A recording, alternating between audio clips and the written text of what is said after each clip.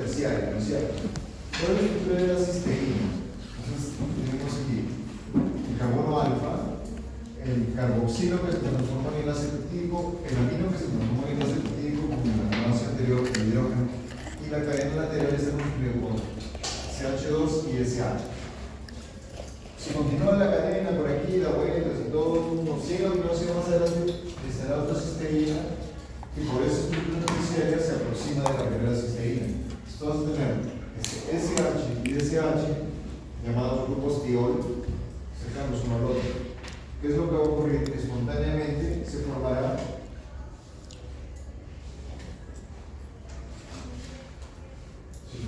un enlace covalente entre ambos azúcares, ¿sí? descartando a los hidrógenos que estaban unidos a ellos. ¿Sí? Esos hidrógenos pasarán a formar parte ya de moléculas como una H. En este caso lo que tú tienes es un proceso de oxidación, porque lo que tú haces es perder hidrógenos prácticamente, ¿no? Entonces, esta forma sería como una forma oxidada de la proteína, ¿sí? Porque ocurrió un proceso de oxidación para formar el contenido sulfuro, ¿ok? Y la forma reducida sería esta, en la cual tú tienes los hidrógenos unidos a cada uno de los azúcares de las cisteínas. Cuando tú unes dos cisteínas que están distantes a todo este complejo, ¿sí? de dos cisteínas unidas de manera covalente, que ya funcionan como si fuera una entidad, ya no se le llama cisteína, ahora se les llama cistina. ¿Okay? Entonces, formación de puente disulfuro da origen a una estructura llamada cistina.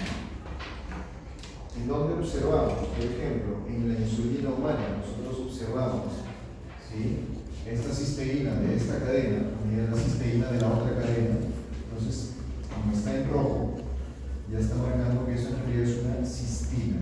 Observará lo mismo con esa cisteína y la otra y esta de aquí con esta. ¿Para qué sirven los puentes de sulfuro? Los puentes de sulfuro son enlaces covalentes que le dan una mayor estabilidad a la proteína, sobre todo cuando esta es secretada. Recuerda que la insulina va a ir para ¿dónde? Va a ir para, ¿en dónde va a encontrar la insulina? Va a ser producida en el páncreas, pero va a ir para ¿dónde? ¿Cuál va a ser su destino final? ¿Cuál es el destino final de la insulina?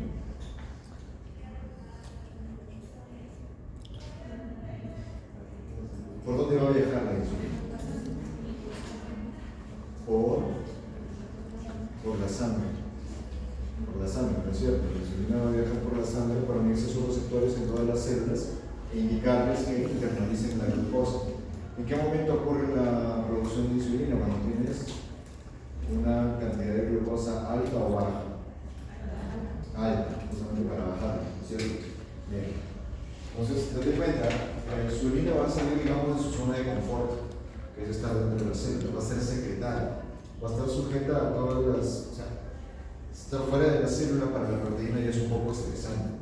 Está sujeta a diferentes condiciones de lo que fuere, porque va a estar en la sangre, ¿no? En la sangre va a estar transportando nutrientes, iones, un montón de cosas. Podría tener un poco de alteración del pH. Entonces, la insulina va a estar en condiciones que van a ser osmóticamente, químicamente diferentes a las cuales fue producida.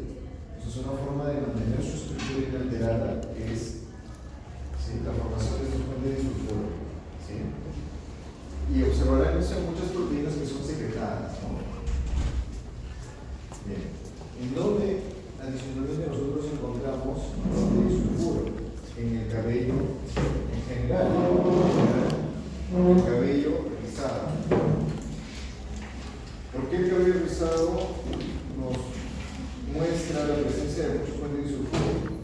En realidad, el pelo en sí tiene puentes de sulfuro, la queratina forma puentes de sulfuro entre sí, pero la diferencia entre la formación de los puentes de sulfuro en las distintas cadenas de queratina, ¿sí?, nos va a dar la diferente constitución de esta como cabello lacio o cabello rizado. ¿Ok? Entonces, cuando tienes cabello lacio, tú tienes dos cadenas polipeptídicas de queratina formando sus puentes de sulfuro de manera normal. Cuando tú vas, por ejemplo, al salón de belleza y realizas el proceso de rizado del cabello, aquí te aplican un químico de cabello, un químico que vuelve bien fuerte. ¿Sí? Ese químico Entonces lo que hace, destruye los puentes de sulfuro. O sea, a la fuerza les agrega hidrógenos a cada uno de los azufres. Cuando tú le agregas a la fuerza, tú separas estas cadenas. Entonces tu cabello queda con las proteínas separadas entre ellas.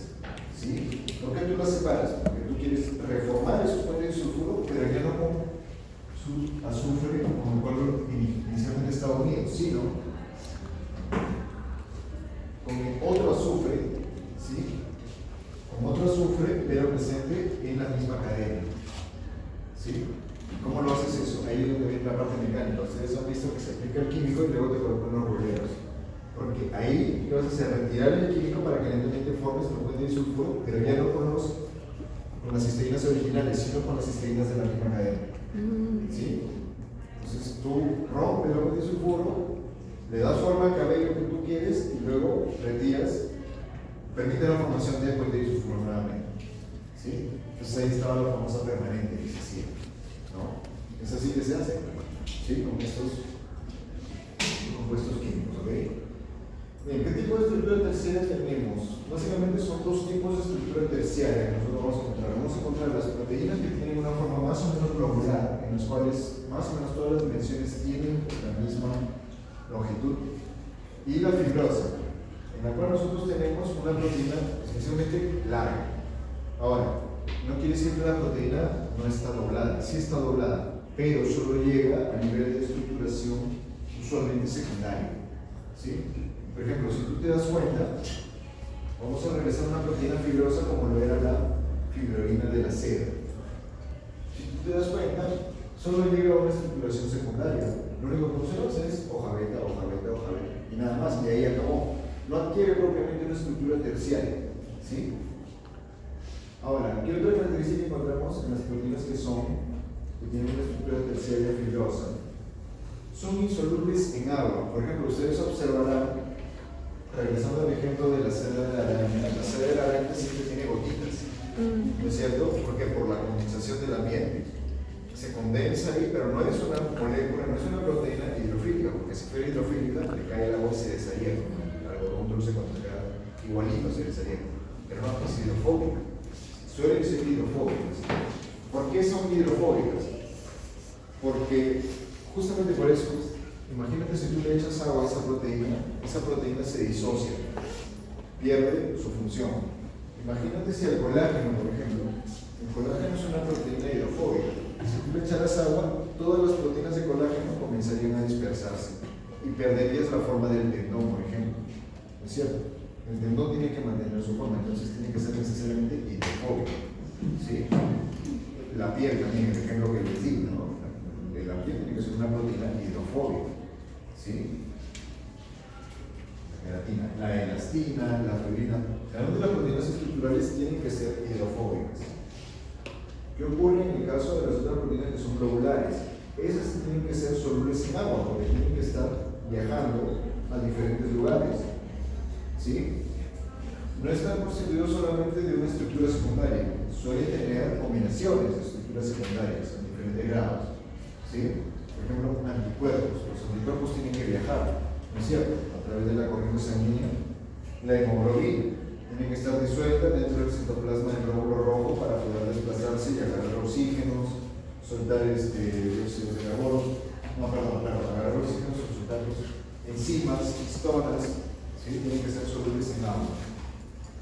Entonces, básicamente, la diferencia entre una proteína fibrosa y una globular es que la fibrosa queda solamente en su estructura secundaria y así que puede asociarse con otras para formar colágeno, queratina, elastina, etcétera, etcétera. Mientras que la proteína globular consta de una mezcla, ¿sí?, de varias estructuras secundarias, a pesar de que no se muestra aquí, y adquiere una forma más o menos, como su nombre lo dice, globular. Tiene que ser soluble en agua. ¿Ok? Por ejemplo, esto de aquí es una proteína globular, triosa fosfatisomerasa. ¿En dónde encontramos a la triosa fosfatisomerasa, la que hemos venido verificando? ¿Dónde encontramos a la triosa fosfatisomerasa? Es proteína de qué gran vía metabólica que todos hemos estudiado desde el comienzo de triosa fosfatisomerasa. Es una enzima que cataliza un paso una secuencia de 10 reacciones químicas. Una de esas 10 reacciones es catalizada por la tirosina. ¿Cómo se le llama toda esa vía? Vía metabólica, importantísima para cualquier ser vivo. Antes del ciclo de Krebs, la glicólisis, exactamente, la glicólisis. Iosa-fosfatisomerasa es una enzima que nos permite la transformación, ¿sí?, de hidroxiacetona-fosfato en acetilfosfato, ¿sí?, para entrar a la fase de ganancia. ¿Bien? Listo. Es proteína globular, tiene que estar soluble en el citoplasma y nadando para poder encontrar su sustrato, ¿no? Por ejemplo, esta enzima, ¿qué enzima será? Solamente observando el dibujo, ¿qué enzima será que se ve? Y ojo, si es una enzima, si es una proteína está codificada en el ADN, ¿qué enzima será? Bueno, ustedes que han visto bioquímica, una enzima se le va a transformar un sustrato en un glóbulo. ¿Cuál es el sustrato que vemos aquí? La maltosa. La maltosa está constituida por dos moléculas de glucosa. Entonces la maltosa está unida aquí por un enlace glicosídico. Eso lo han visto en biología. Luego viene esta enzima, date cuenta del tamaño relativo de la enzima, es gigante en comparación con el sustrato. ¿Sí? Siempre gigante. Agarra la maltosa y la parte en dos glucosas, o separada. ¿Cómo le llamarías a la enzima que parte a la maltosa? Maltasa, exactamente, enzima maltasa. ¿Ves? Una enzima globular, una proteína globular, perdón. Tienes en la representación de la cadena polipeptídica, justamente tienes estos dibujitos, ¿no? Que parecen serpentinas. Y si te das cuenta, por aquí en algún momento verás una especie como de flechas como dobladas. ¿Sí? Las serpentinas se refieren a un tipo de estructura secundaria. ¿Cuál?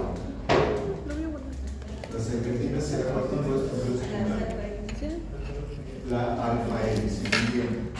Y estas flechas de aquí están medio como dobladas en la hoja beta. Entonces, esto es una mezcla de hélice alfa que se continúa por aquí con filo beta, probablemente la hélice alfa, hasta llegar aquí a la hoja beta. Ahora, si te das cuenta, la proteína es grande. Esta proteína debe tener unos 300 aminoácidos aproximadamente, que le permite mantener todas estas estructuras porque recuerda que a nivel molecular, estas biomoléculas adquieren su función con base en qué. La función está dada por la qué. ¿Qué cosa es lo que le da la función a una biomolécula como la proteína? La estructura, la forma. Por eso es importante entender lo que es estructura terciaria. Si yo modificara un aminoácido importante aquí, sí, porque todo esto se representa la cadena de aminoácidos que se doblan como alfa hélice, como hoja beta. Si yo modificara un aminoácido aquí, en esta altura, de repente la estructura no va a cambiar mucho. ¿Sí? Podría ocurrir una mutación en un proceso de replicación del ADN, en un proceso de duplicación de las células, que ocurre una mutación aquí llevando a la aparición de un aminoácido, pero este aminoácido no va a tener mayor injerencia en la estructura global de la proteína. ¿Qué pasa si yo modifico un aminoácido en esta parte en la que interactúa con la maltosa? Entonces ya interactuará de manera diferente. ¿Sí? Puede ser que ahora la interacción sea más débil, porque le estoy cambiando el aminoácido que interactúa con la maltosa, ¿no es cierto? ¿Sí? Si la interacción es más débil, entonces la función aumentará o disminuirá. Disminuirá probablemente, ¿no? En vez de catalizar 10 sustratos de maltosa por segundo, ahora será 1 o 2. ¿Entiendes?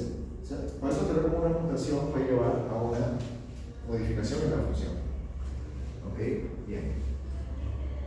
Entonces, aquí un resumen de proteínas fibrosas y globulares, ¿no? Una característica en particular es la secuencia de aminoácidos. O sea, los aminoácidos que tú encuentras en una proteína fibrosa, como el colágeno, son repetitivos.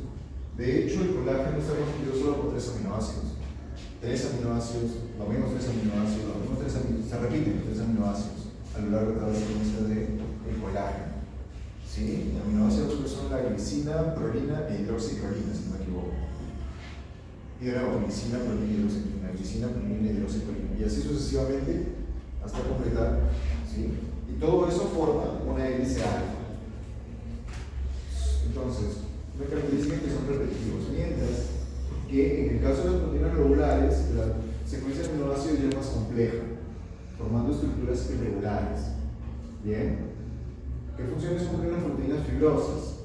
Estructurales, básicamente, como vimos ahora, ejemplo, colágeno, proteína fibrosa, queratina, proteína fibrosa, la mesmina, que es una proteína que se encuentra dentro de la célula muscular, también es una proteína estructural fibrosa, ¿sí?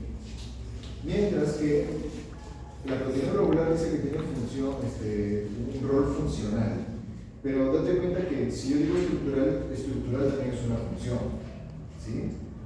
Entonces, en proteínas regulares podemos colocar que el rol, más que funcional, es cualquiera menos estructural, ¿sí?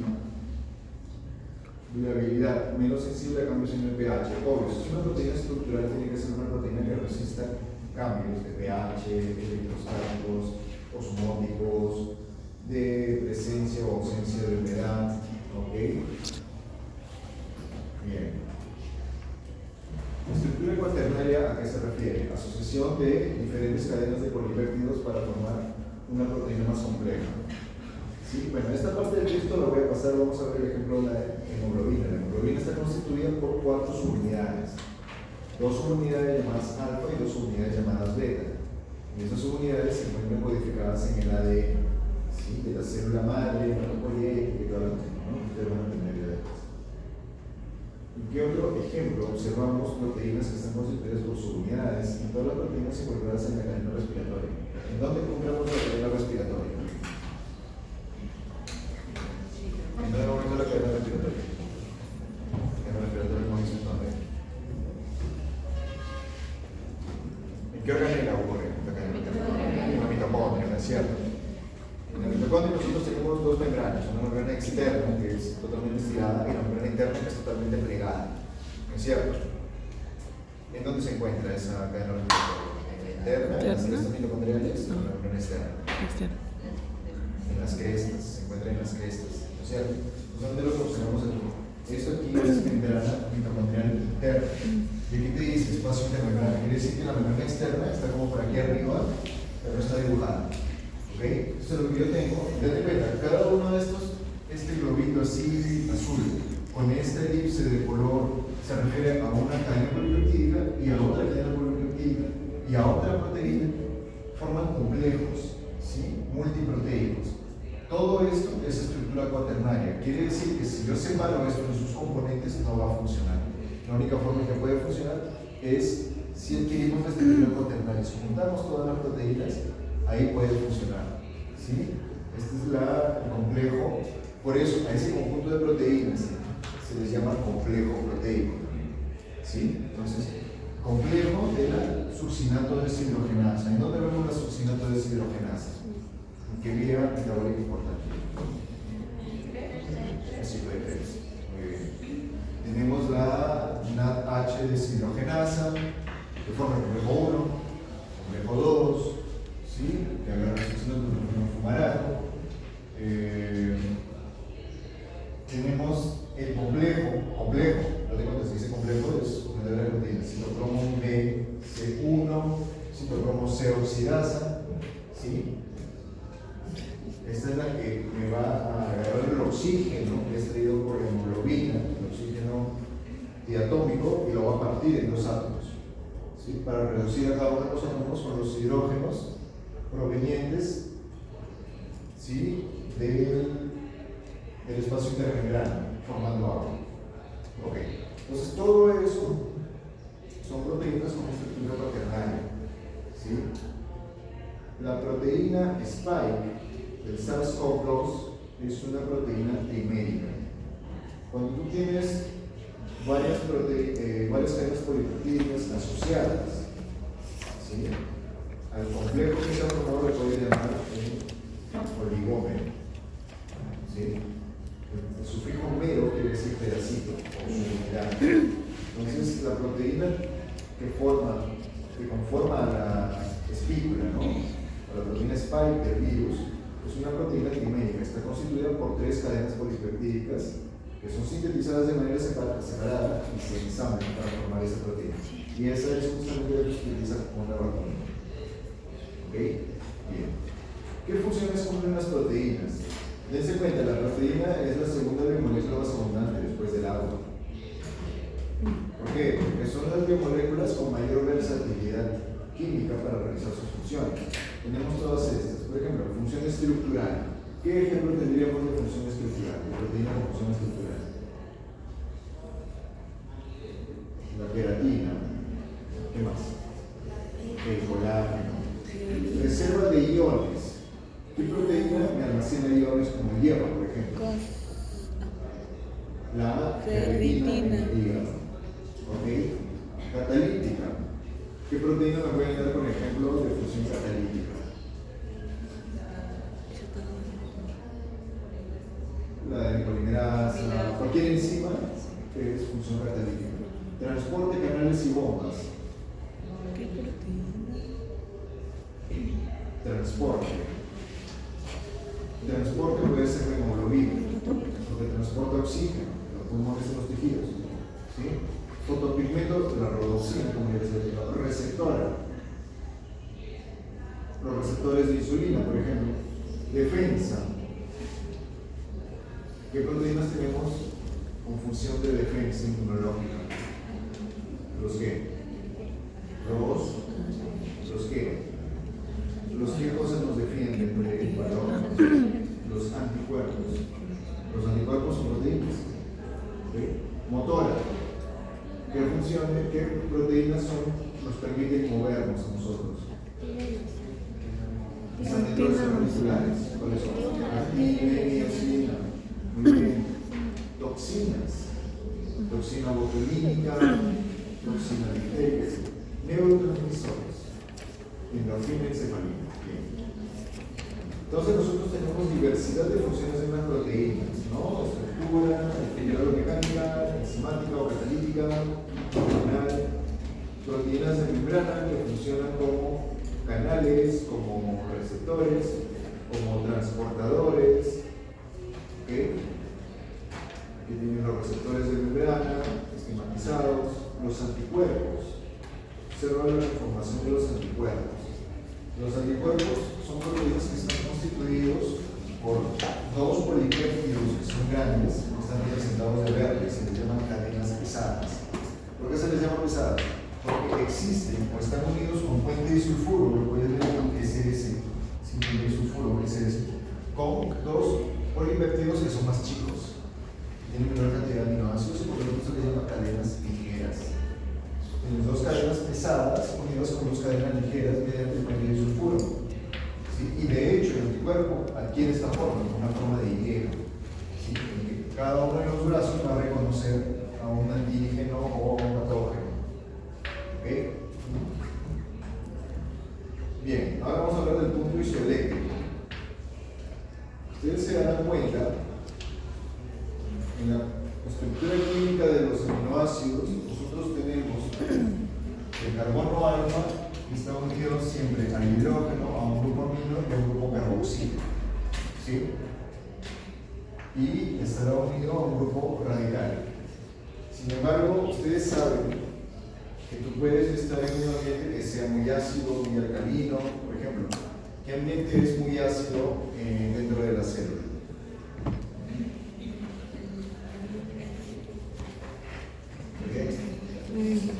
El núcleo podría ser por la asociación nucleico, pero dame otro ejemplo, que es muy ácido, pero no por la presencia de ácido nucleico. Uno que es utilizado para reciclar componentes. ¿Dónde la célula recicla componentes? En el lisosoma, exactamente. En el lisosoma nosotros tenemos una condición muy ácida. ¿Por qué les estoy mostrando esto? ¿Qué es esto de aquí? Estos dos grupos, este COH y este NH3, son lo que se llaman grupos ionizables.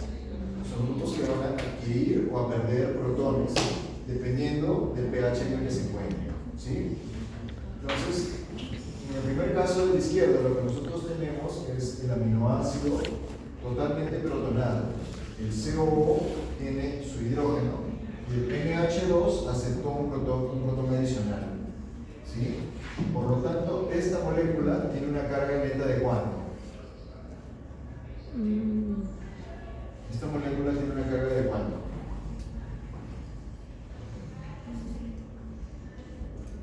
Si es que NH2 es neutro, pero si yo le agrego un protón, ¿cuánto de carga tiene la molécula? Más 1. ¿Por qué? Porque yo le agregué un protón. Ese protón vale por más 1.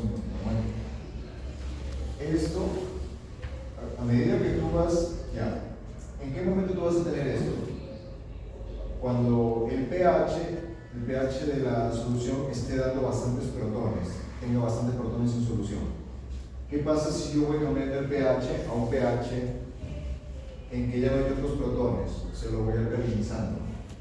Voy a tener un momento en el cual yo voy a tener el NH3 todavía con su protón, pero el grupo carboxilo va a perder su protón.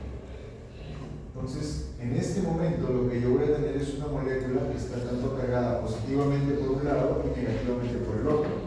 ¿Sí? O sea, yo voy a tener una molécula que está cargada de distinta manera a ambos lados. A esta forma se le llama ion hermafrodita o Zwitterion, que es una palabra en alemán. ¿Sí? Es ion doble. Pero eléctricamente es neutro. ¿Sí? Porque si tú tienes una carga más 1 aquí y aquí tienes una carga menos 1, se anulan en la molécula. ¿Qué ocurre si yo continúo aumentando el pH? La cantidad de protones libres va a disminuir, por lo tanto, esta molécula va a terminar donando todos sus protones al medio oposo. ¿Sí? Entonces, este NH3 va a transformarse en NH2 porque el protón se irá para el medio. Recuerda que yo estoy aumentando el pH, o sea, estoy aumentando la cantidad de OHs. Bien, ¿qué carga tendrá esta molécula de aquí? ¿Qué carga observas en esta molécula de aquí? Negativa, por lo tanto será menos 1. ¿Sí? Entonces, menos 1, 0 y más 1. Y esto va a ser propiedad de cada.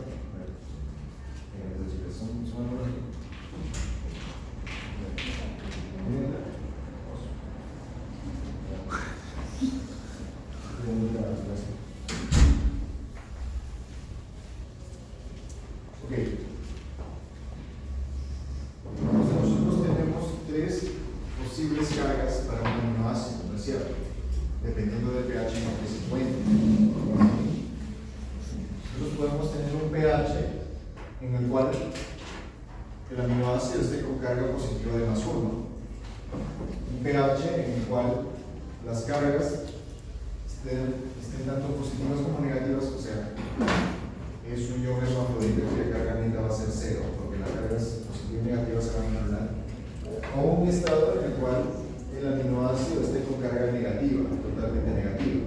¿No es cierto? Y esto va a depender de qué? El estado iónico del aminoácido dependerá del pH del medio. No va a ser lo mismo, no va a ser la misma carga un aminoácido dentro del lisosoma que en el citoplasma o en el núcleo. ¿Sí? Porque el pH del medio va a ser diferente. O sea, la carga del aminoácido va a ser diferente. ¿Sí? ¿Está claro eso? Dependiendo del pH, tú vas a tener una carga en el aminoácido. Cuando tú tengas un pH en el cual la carga del aminoácido es el ion hermafrodita, o sea, tanto positiva como negativa, ¿sí? Tú vas a tener un estado neutro del aminoácido. A ese estado neutro se le llama punto isoeléctrico. Iso quiere decir igual, eléctrico se refiere a las cargas eléctricas. En este caso, vas a tener tanto carga positiva como carga negativa en el mismo aminoácido. ¿Sí? El pH en el cual el aminoácido adquiere tanto carga positiva como negativa se le llama punto isoeléctrico. Y es diferente para cada aminoácido. Un determinado pH, aquí dice, no, el aminoácido puede existir tanto como positivo y negativo al mismo tiempo, o sea, un ion dipolar o Zwitterion. ¿Sí? Este pH en el cual el aminoácido adquiere carga positiva por la carga negativa por el otro, se le denomina punto isoeléctrico. Y esa es una propiedad inherente a cada aminoácido. Cada aminoácido tiene un pH en particular en el cual tendrá carga neta 0 o positivo y negativo al mismo tiempo, que es lo mismo. Bien, para qué sirve este punto isoeléctrico? Se pueden estudiar las proteínas exactamente de esta manera. ¿Por qué? Porque si tú tienes el aminoácido, ¿sí?, está cargado dependiendo del pH, definitivamente una proteína que está hecha de aminoácidos también va a tener su punto isoeléctrico dependiendo de la composición de aminoácidos.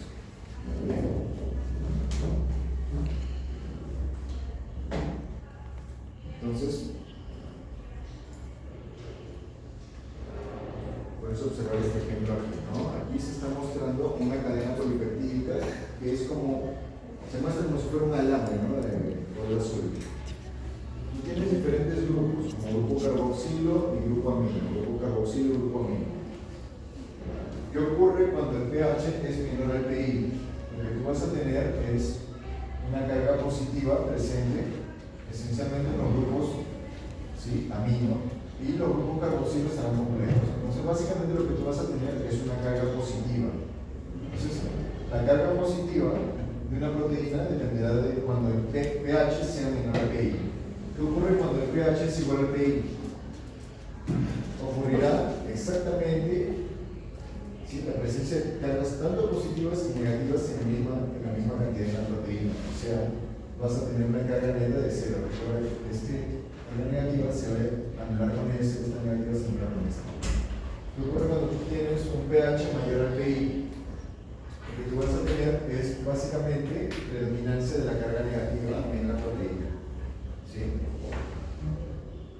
Bien.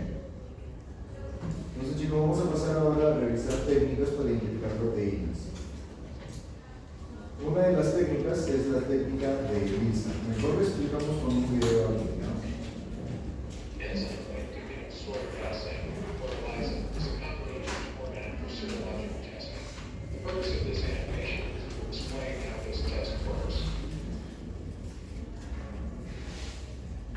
serologies are usually done in multi-well microtiter plates so that dilutions of serum can be easily prepared and tested.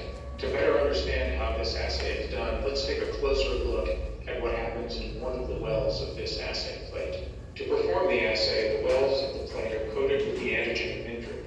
Pero chicos, eso está en inglés. Parece que no todos entienden en inglés, así que yo voy a buscar un video después. ¿Sí? Tenemos dos técnicas para identificar proteínas. Una de las técnicas es la técnica de ELISA y la otra es la técnica de Western blot. Pero prefiero mostrarles videos para que los entiendan mejor. ¿Ya? No sé si Preparing the blot, we must first prepare a sample lysate. Preparing the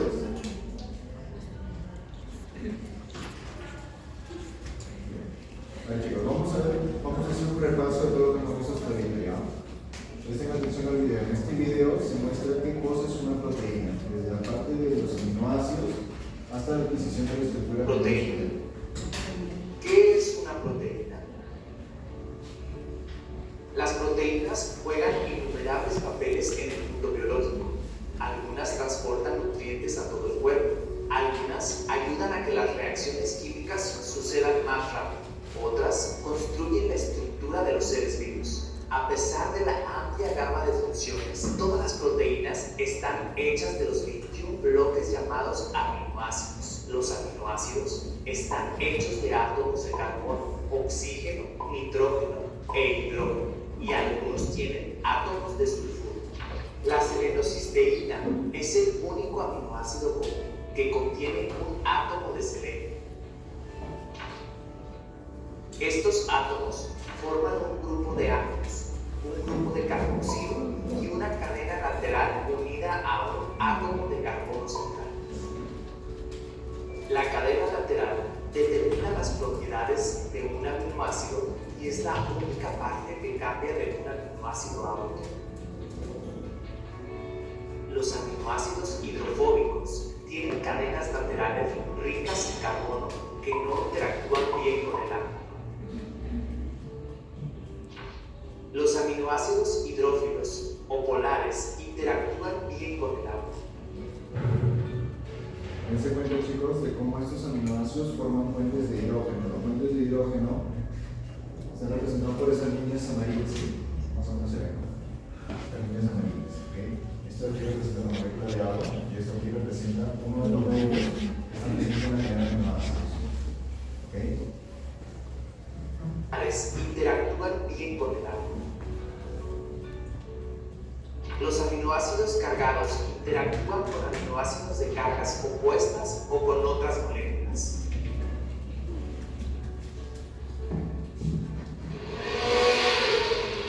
¿Sabías que en los últimos 4 años Clara es el operador que más ha invertido?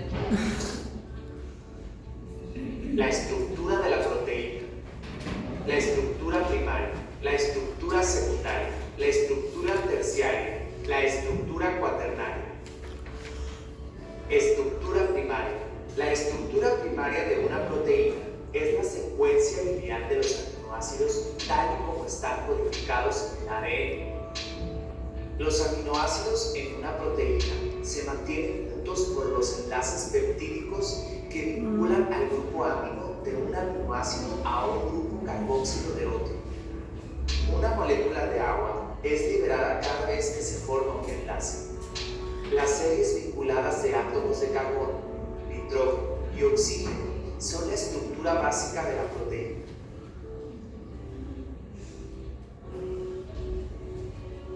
Las cadenas proteicas frecuentemente se pliegan en dos tipos de estructuras secundarias, las hélices alfa y las hojas plegadas beta.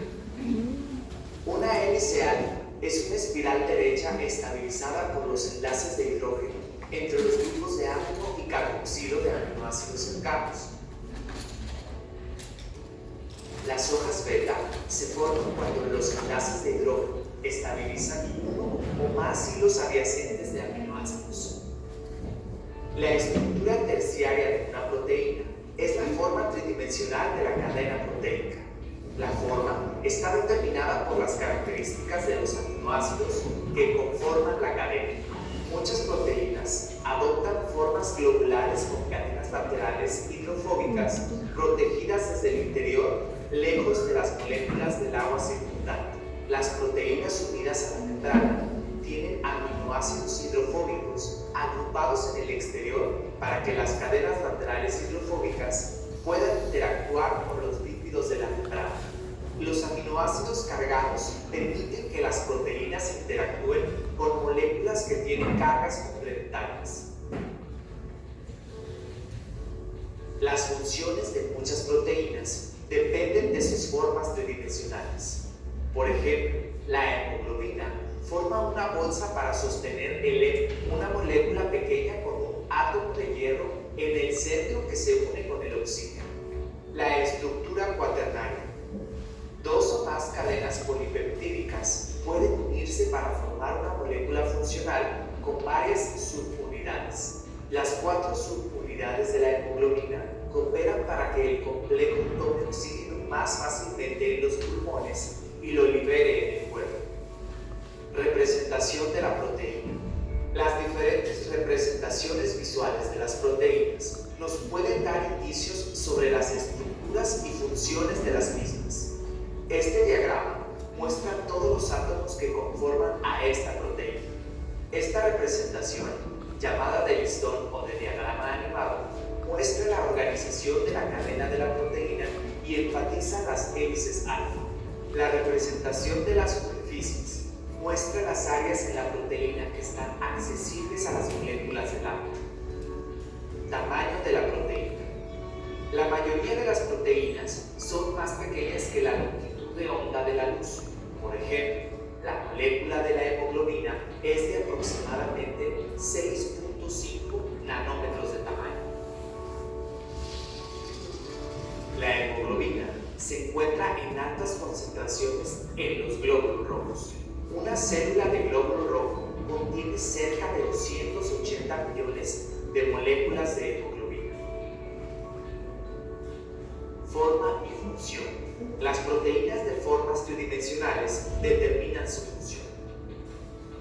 Defensa, anticuerpos. Los brazos flexibles de los anticuerpos nos protegen de enfermedades al reconocer y enlazarse con patógenos y apuntalarlos para que el sistema inmune los destruya. Comunicación. Comunicación insulina. La hormona de la insulina Es una proteína pequeña y estable que fácilmente puede conservar su forma al viajar a través de la sangre para regular el nivel de glucosa en esta. Transportador de glucosa. Enzimas. Enzimas alfa-amilasa. La alfa-amilasa es una enzima que inicia la digestión de los almidones en nuestra saliva. Transportación. Transportación, bomba de calcio. Retículo sarcoplástico de la célula muscular. La bomba de calcio es ayudada por el magnesio e impulsada por ATPs para regresar los iones de calcio al retículo sarcoplástico después de cada contracción muscular.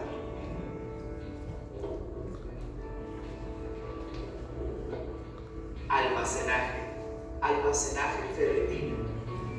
La ferritina es una proteína esférica con canales que permiten que los átomos de hierro entren y salgan dependiendo de las necesidades del organismo. En el interior, la ferritina forma un espacio hueco con átomos adheridos a la pared interior. La ferritina almacena hierro en una forma no tóxica. Estructura. Estructura colágeno. El colágeno forma una fuerte hélice triple que es utilizada en todo el cuerpo para apoyo estructural. Las moléculas de colágeno pueden formar fibras alargadas que se unen para darle forma a las fibras de colágeno. Este tipo de colágeno es abundante en la piel y los tendones. Puedes aprender más de las funciones y las estructuras tridimensionales de las proteínas y de otras máquinas moleculares en The RCS.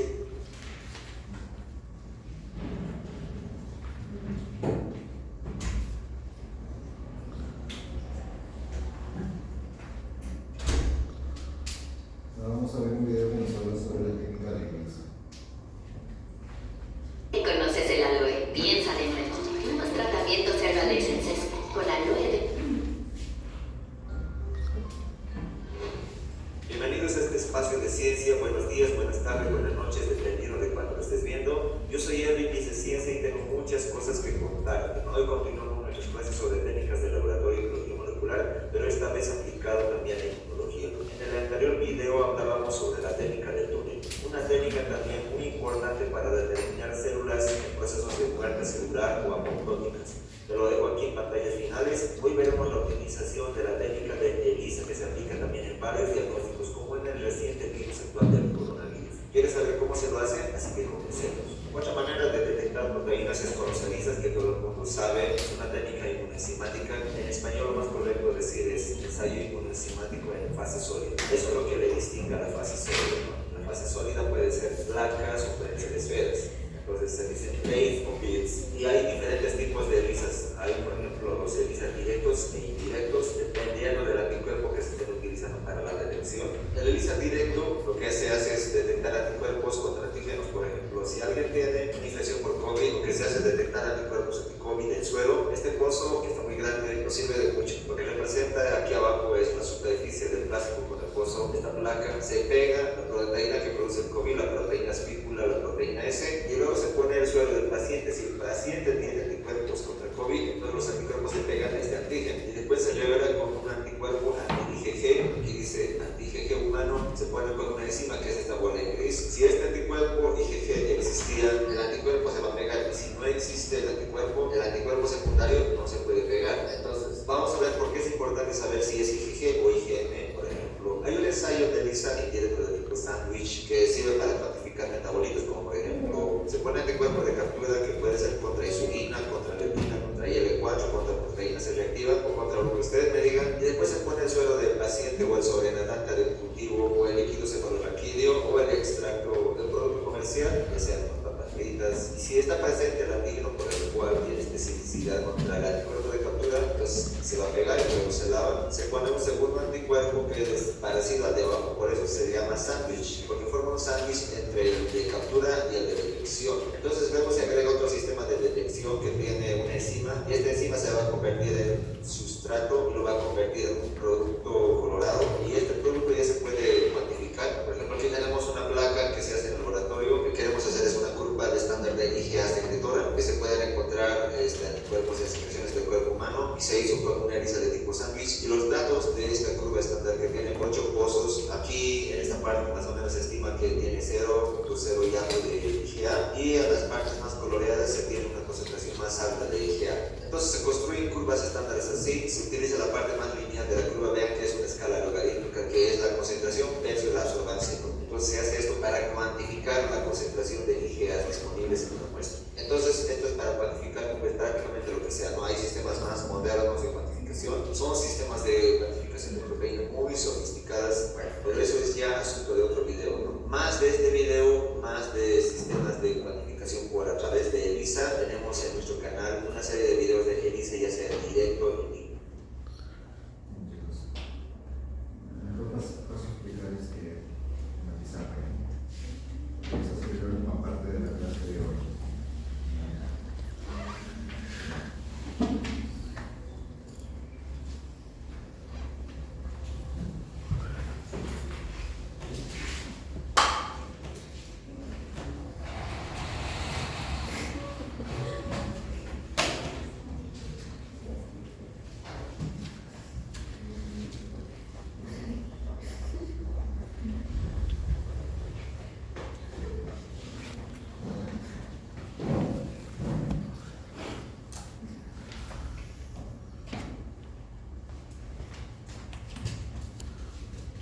Necesidad.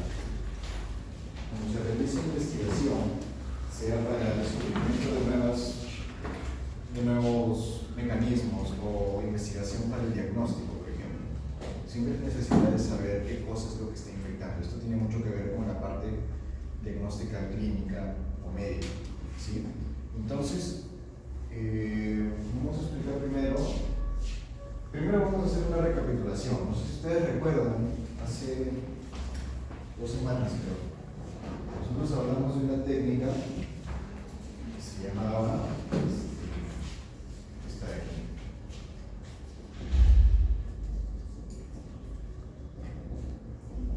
¿Recuerdan esto? La electroforesis, ¿cierto? ¿Qué nos permitía determinar la electroforesis? Nos permitía determinar la presencia, ¿sí?, de fragmentos de ácidos nucleicos de acuerdo con su tamaño. ¿Recuerdan eso? Yo les había explicado que el ADN y el ARN están constituidos por un azúcar que está unido a un grupo fosfato, están unidos a un azúcar, ¿sí?, continúan unidos a otro grupo fosfato y así sucesivamente. Ahora, el detalle estaba aquí en el grupo fosfato, porque el grupo fosfato, cuando está en solución, ¿qué es lo que hace? ¿Recuerdan el grupo fosfato? ¿Qué es lo que hace químicamente cuando está en solución? ¿Qué es lo que hace el grupo fosfato? El grupo fosfato pierde un protón por el medio. Por lo tanto, el grupo fosfato tiene una carga. ¿Qué carga tiene? Carga negativa. Y eso va a ocurrir con todos los fosfatos, ¿sí?, que estén presentes en el ácido nucleico. O sea, básicamente el ácido nucleico, sea ADN o ARN, va a tener una carga negativa. Y esta carga negativa yo la podría aprovechar en esta técnica de electroforesis, ¿sí? En esta técnica yo tenía, ¿qué cosa? Yo tenía una gelatina, la cual yo le llamo gel, ¿sí?, en la cual yo tenía unas ranuras aquí donde yo iba a colocar soluciones de ADN. ¿Recuerdan eso? Entonces yo iba a colocar fragmento de ADN, ¿sí?, una solución que tiene un fragmento de ADN, digamos, de 10.000 pares de bases. ¿Por qué pares? Porque recuerden que el ADN es una cadena doble, ¿cierto? Donde tienes una base en una cadena y das su complementaria en la otra. Esos son pares de bases. Entonces, esto tiene 10.000 pares de bases. Voy a ponerle 3 ceros aquí, 10.000 pares de bases. Y vamos a tener otro fragmento que va a ser de menor tamaño, va a tener 500 pares de bases. ¿Ok? Entonces, recuerden, el ADN tiene carga negativa. Si tiene carga negativa, yo puedo separar estos dos fragmentos de ADN, ¿sí?, a través de un gel, si es que yo aplico un campo eléctrico. Bueno, si el ADN tiene carga negativa, ¿para dónde se va a sentir atraído?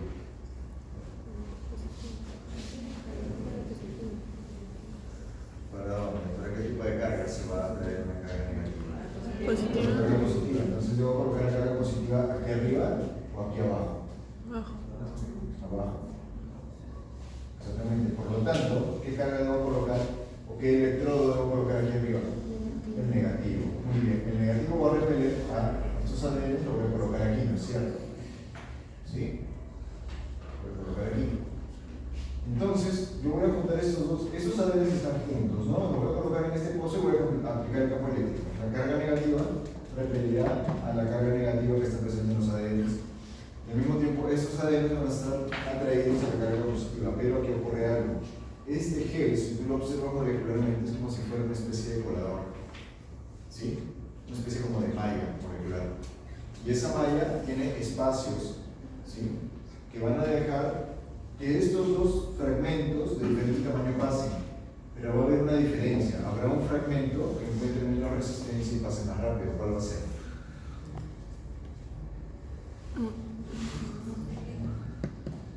¿Cuál fragmento va a girar más rápido? ¿El más grande o el más pequeño? El más pequeño porque va a encontrar menos resistencia por su tamaño menor. Ambos van a ser jalados porque ambos tienen carga negativa, pero la diferencia está en el tamaño, de manera que yo voy a tener, ¿sí?, una mancha. Después cuando lo visualizo voy a tener una mancha por aquí y otra mancha por aquí, ¿no? Ok. ¿Qué tamaño tiene esta mancha de aquí arriba entonces? A ver, dice que 500 y esta de aquí será la de 10.000.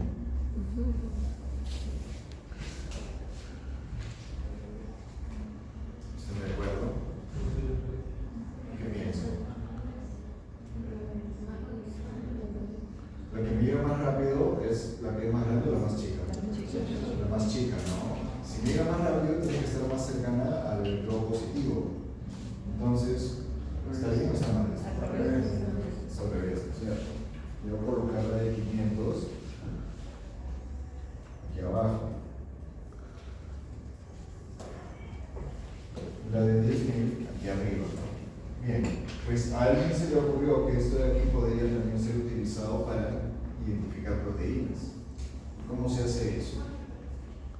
Pues las proteínas, al igual que los ácidos nucleicos, también son cadenas, ¿no es cierto? Son cadenas de aminoácidos.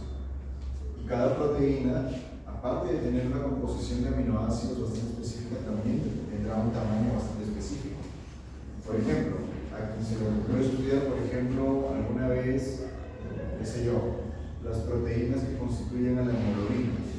¿Qué hacía? Sacaba sangre, extraía los glóbulos rojos, los lisaba, centrifugaba y obtenía todo el PL que era rojo, porque lo que es rojo es la hemoglobina, ¿no es cierto? Y luego analizaba por electroforesis. Entonces sí, es el mismo principio, ¿sí? Pero en la electroforesis de proteínas tú tienes que introducir unos cambios. Recuerda que la proteína es como si fuera una cadena polipeptídica, ¿sí?, pero que está formando estructuras secundarias y luego terciarias, ¿no es cierto? Y luego secundaria, y al final de esto vas a tener una forma, pero esta forma no va a ser lo mismo que si yo tuviera esta cadena polipeptídica de forma lineal, ¿no es cierto? Porque eso que está doblado, si yo lo estiro, va a tener esta forma. Entonces yo tengo que garantizar que mis proteínas que están presentes en solución sean linealizadas. Entonces yo le coloco a estas hemoglobinas, yo le puedo colocar compuestos químicos como detergentes, aplicar calor, que va a estirar la proteína, la cadena polipeptídica. Solamente cuando está estirada yo puedo aplicar, ¿sí?, la electroforesis de proteínas. Bien. Entonces, cuando yo realizo la electroforesis de proteínas, también voy a tener la separación, ¿sí?, de las cadenas polipeptídicas de acuerdo a su tamaño. Exactamente. Ahora, ¿qué ocurre? En el caso de la proteína, tú vas a tener, no vas a tener fosfato, lo que vas a tener son grupos ionizables, va a ser muy variado. Yo tengo que uniformizar esa, tengo que darle carga a la proteína. Justamente existe una molécula, ¿sí?, que se utiliza en el análisis, que yo la puedo colocar a cada 10 a 16 aminoácidos y se llama SDS. SDS es sodio, udecil, sulfato y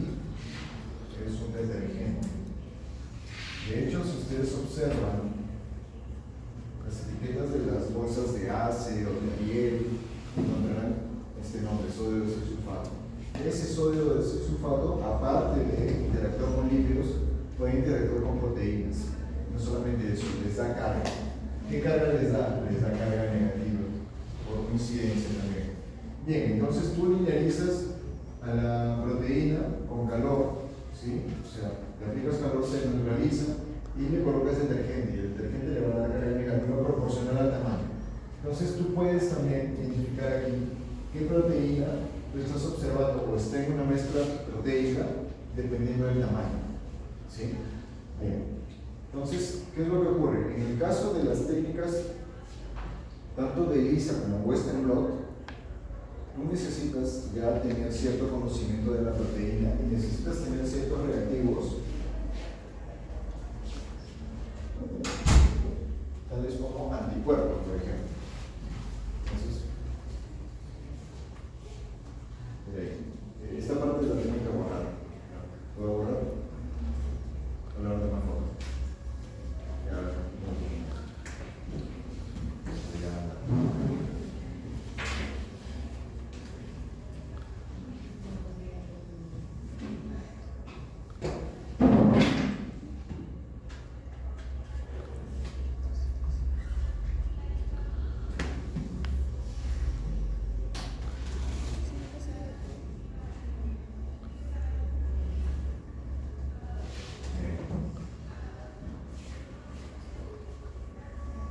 Entonces, nosotros tenemos, voy a dejar solamente esta parte de aquí.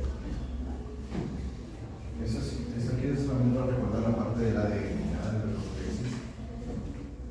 El ADN. Pues nosotros hacemos una electroforesis de proteínas, nosotros vamos a tener esto. Imaginemos que yo agarré ya lo que les dije, ¿no? Agarré los glóbulos rojos, los centrifugué de la sangre, los lisé, obtuve la parte proteica que es roja, porque la hemoglobina es roja, ¿no es cierto? Yo sé que es la roja, y hago una electroforesis. Esta electroforesis, así como está, no me permite saber mucho. Lo que yo necesito ahora es realizar una detección. ¿Cómo realizo la detección? Ya. Esto es un poco complicado de explicar, pero en estos trabajos de diagnóstico se utiliza mucho justamente una de las proteínas que hemos estudiado, que son los anticuerpos. Entonces, se pueden conseguir anticuerpos que tengan una especificidad determinada. Yo puedo conseguir anticuerpos de manera comercial que tengan o reconozcan específicamente a una proteína de la hemoglobina o a una enzima o reconozcan a un virus. ¿Sí? Se pueden conseguir esos anticuerpos. Ellos son producidos de manera industrial. Entonces, lo que yo puedo hacer es tratar de ver, ¿sí? Si por ejemplo en esta muestra yo tengo la presencia de un patógeno, ¿sí? Digamos que tenemos, como dice ahí en el ejemplo, ¿no? Digamos que tenemos un virus, ¿ya? Y este virus tiene proteínas espiga, muy bien. Ese es un virus sanguíneo, ¿ya? Y resulta que esta proteína, espiga o espícula, como quieras llamarla, ya, esta proteína, si yo le hago un zoom aquí, esta proteína es más o menos así, ¿no? Tiene sus hélices alfa, tiene sus sola beta, hélices alfa, y toda la estructura globular forma esa proteína spike. ¿Okay? Esto de aquí es la cadena polipeptídica, ¿sí? Si yo estiro esta cadena polipeptídica, más o menos así, toda esta cadena polipeptídica debe tener aproximadamente, por decir, unos 500 aminoácidos. Bien. Ahora, comercialmente ya existen anticuerpos que pueden unirse exclusivamente a esta proteína. Entonces, ¿cómo yo puedo determinar si hay existen? Vamos a ponerle, este es un virus, ¿ya? Virus de la sangre. Esa sería la proteína spike, vamos a ponerle, ¿ya? Spike o espiga, que es esta de aquí, ¿no es cierto? Y la proteína spike esta es la longitud de la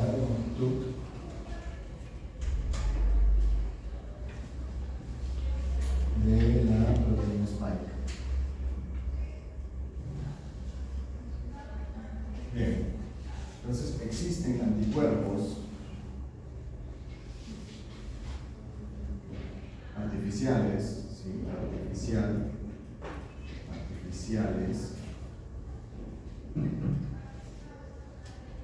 que se unen solo a esta proteína spike del virus. Bien, ¿qué es lo que yo hago con todo eso? Digamos que en esta electroforesis que yo hice de hemoglobina, vamos a cambiarla porque he realizado una electroforesis de la sangre, ¿ok? De un animal. Y yo no sé si está infectado o no con este virus. Entonces, yo voy a encontrar, aparte de las cadenas polipeptídicas alfa y beta que componen la hemoglobina, voy a encontrar otras cadenas polipeptídicas, ¿sí? De otros tamaños, de otros componentes de la sangre. Encontraré albúmina, encontraré ferritina, todas las proteínas que hay en la sangre. Bien, ¿qué es lo que tengo que hacer ahora? Yo sé que tengo la muestra del paciente, ¿sí? La muestra de la sangre, que yo no sé si está contaminada con virus o no, ¿ok? Entonces, lo que yo tengo que realizar es agarrar este gel y realizar un proceso en el cual yo a este gel lo voy a, digamos, echar sobre una especie como, lo voy a poner así, ¿no? Sí, a este gel, con todas las bandas, yo lo voy a colocar sobre una membrana, un papel prácticamente, sobre un papel, ¿sí? Al cual yo le voy a realizar otra electroforesis, pero esa electroforesis va a ser en este sentido. Entonces yo voy a colocar la carga negativa aquí arriba y la carga positiva la colocaré aquí abajo. ¿Qué es lo que va a ocurrir? Las proteínas que están ya separadas aquí, recuerda que ya están separadas en el gel, van a pasar exactamente en esa posición en la que estaba hacia este papel de aquí abajo, ¿sí? Entonces, lo que yo voy a realizar es una electrotransferencia de proteínas desde un gel hacia un papel, una membrana. Como resultado, lo que yo voy a tener es un papel con proteínas separadas de esa manera, pegadas en él. ¿Ok? Entonces, lo que yo tengo que realizar ahora es utilizar los anticuerpos que yo sé que existen artificialmente para realizar una incubación, para colocarlos en contacto con este papel que tiene las proteínas provenientes de la electroforesis. ¿Ok? Entonces, básicamente lo que yo voy a tener es el papel aquí, las proteínas aquí, si lo observo, ¿no? De lado, las proteínas aquí separadas. Yo no sé cuál de las proteínas será la proteína del perteneciente al virus, y yo lo voy a incubar con un anticuerpo comercial, ¿sí? Entonces, este anticuerpo estará aquí como en forma de hilera, ¿no? Va a estar en contacto, y si está presente la proteína, se va a unir. Ahora, hay una cosa, este anticuerpo puede ser producido, ¿sí? De manera que esté unido a una proteína como una enzima.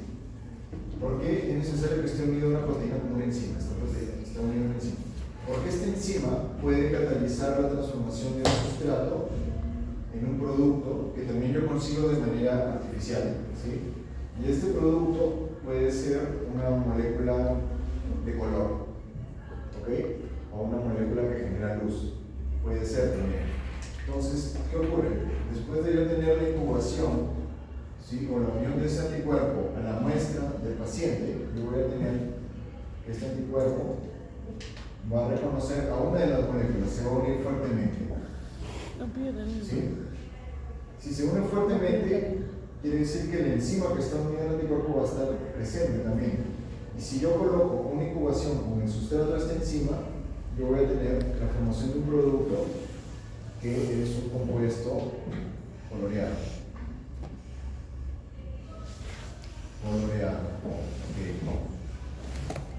Entonces, lo que yo voy a tener al final es, digamos, esta es la membrana en la cual se unieron las proteínas, pero solo voy a tener compuesto coloreado. Vamos a ponerle que es el color, por decir, color azul. Compuesto coloreado, azul. Lo que yo voy a tener,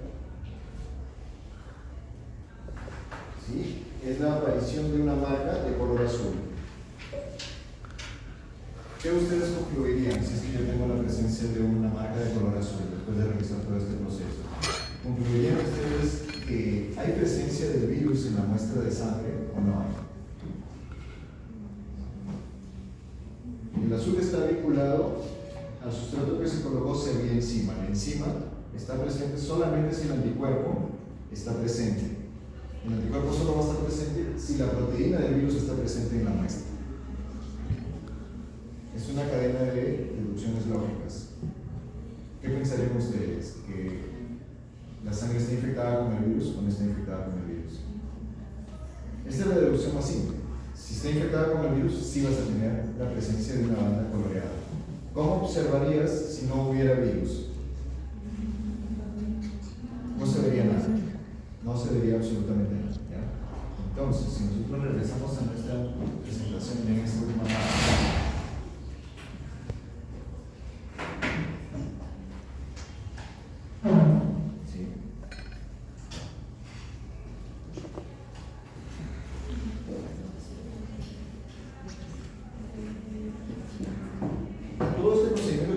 que involucra electroforesis, transferencia a un papel o membrana y detección con anticuerpos se le llama Western blot.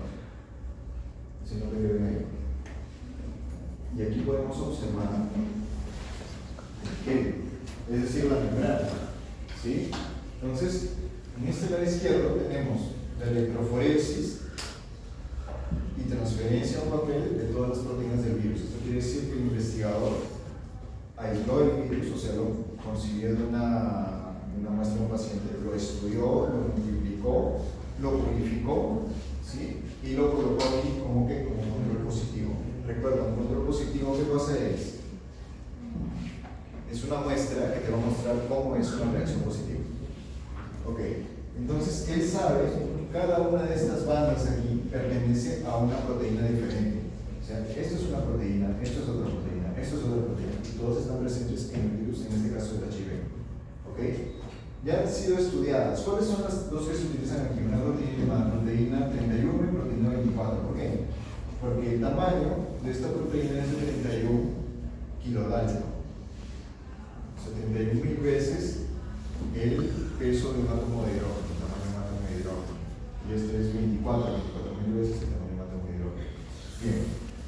Entonces, en 2, este control negativo, A, B y C son diferentes muestras. ¿Cuál de las tres está contaminada con HIV? La VIH, ¿no es cierto? ¿Por qué? En la A yo no observo nada. ¿Ok? En la A yo no observo nada. Entonces lo que tú haces es comparar tu control positivo con tu muestra del paciente. Y eso probablemente en algún momento ustedes lo van a hacer. No solamente para detección de HIV, se puede hacer, por ejemplo, para detección de Echinococcus granulosus, fasciole hepática que ataca mucho al ganado. ¿Sí? Bien. Quedaría la parte del ELISA. El ELISA se los voy a explicar rápidamente. La técnica de ELISA también utiliza anticuerpos, pero utiliza un formato diferente. La técnica de ELISA utiliza. ¿Ya puedo borrar esto? ¿O ya no me lo pongo nada?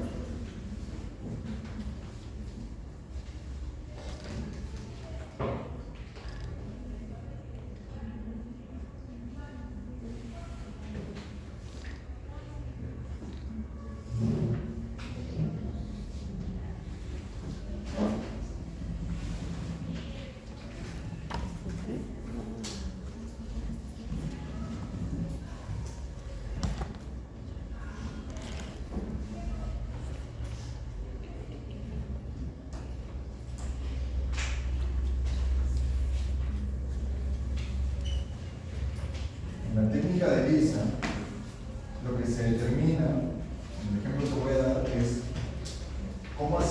organismo esté inmune frente a una infección. Chicos, cuando ustedes tienen una infección de cualquier patógeno, ¿qué es lo que su sistema inmune va a producir sí o sí? Anticuerpos, perfecto. Los anticuerpos se encuentran en dónde? Lo vamos a encontrar en la sangre. ¿Ok? Entonces, lo que yo voy a usar es no toda la sangre, lo que voy a usar es una parte de la sangre, que es la parte líquida, el suero. Entonces yo conecto la sangre, saco sangre al paciente, ¿sí? Y permito que se forme el coágulo. Cuando se forma el coágulo, se separa lo que es sólido, las células, con lo que es líquido. Centrifugo y saco lo líquido, eso es el suero. En el suero van a estar los anticuerpos. Los anticuerpos no están en el coágulo, están en la parte líquida. ¿Qué es lo que yo hago? Lo que yo voy a tener es básicamente, es una especie como de rectángulo que tiene varios huequitos. Esos huequitos, en realidad, son micropozos. Así, más o menos, de esta forma cilíndrica. ¿Okay? Y dentro de estos micropozos, lo que yo voy a colocar, si un esquema más grande, es más o menos este. ¿No? Esto de aquí. En estos micropozos, lo que yo voy a tener es, ok, yo ya tengo, de nuevo, el virus. Recuerda que ya lo han estudiado, un patógeno, un virus, ¿no? Ya lo han estudiado, lo han aislado, lo han clasificado, lo han extraído, lo han verificado, lo han hecho todo. Entonces, del virus se utiliza una parte, digamos la proteína spike. No me voy a dibujar aquí, digamos que, en un ejemplo, ¿ya? Dibujo la proteína spike aquí. Entonces, ¿qué es lo que yo hago? Yo coloco la proteína spike, que yo ya la conseguí de otro investigador que estudia el virus, la coloqué aquí en el pozo. Básicamente la coloco en el pozo. ¿Qué es lo que hago? Quiero yo saber si el paciente tuvo infección o tiene infección por ese virus. Si tuvo infección o tiene, necesariamente va a tener anticuerpos. ¿Sí? Eso es lo que yo busco, son anticuerpos en el suero. Voy a incubar con el suero, ¿sí? Incubar con suero. Incubar con suero. Y en el suero encontraré o no los anticuerpos. Entonces, si hay anticuerpo, el anticuerpo se va a unir aquí. Recuerda, es el anticuerpo que está presente en el suero. Pero hay una cosa. Luego de un paso inicial en el que yo voy a incubar con el suero, yo realizo un lavado, ¿sí? Para que se suelten todas las proteínas que no tienen especificidad, ¿sí? Yo tengo el spike, ¿sí? Conjunto del anticuerpo, pero ahora yo necesito saber si realmente el anticuerpo está presente o no. ¿Cómo lo detecto? Utilizo un segundo anticuerpo contra anticuerpo del paciente. Es un anticuerpo que también se puede producir de manera comercial y va a reconocer o se va a unir fuertemente al primer anticuerpo. De nuevo, este anticuerpo que yo estoy dibujando en azul, ¿sí? Es un anticuerpo que tiene una enzima que también desarrollará un color, si yo le coloco un sustrato, ¿sí? Y este color es justamente lo que vamos a observar.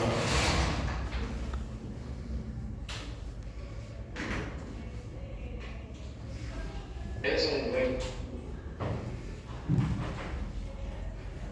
esto de aquí. ¿Bien? Entonces, este sería el rectángulo de plástico en el que yo tengo varios pozos cilíndricos. Donde hay color hubo reacción positiva. Y esto de aquí que no tiene color no tuvo reacción positiva. Entonces, estas técnicas están diseñadas para ser visuales. ¿Ya? Bien, chicos, creo que sería eso, ya tenemos que salir.